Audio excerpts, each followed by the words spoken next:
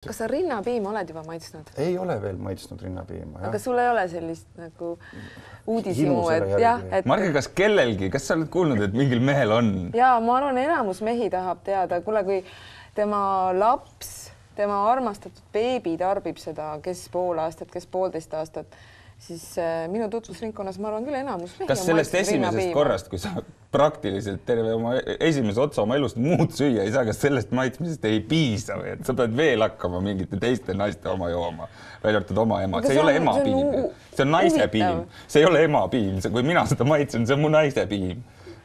Selge. Siis ma tean, et sina... Ma olen kuulnud, et kes see oli, Brad Pitt tahtis ka oma naise platsenta ära süüa või oli naine ise või? Mis teil viga on? Me räägime normaalsest asjast nagu lapse sünd, eks ole, sa hakkad rõvetsema kohe. Vabandust.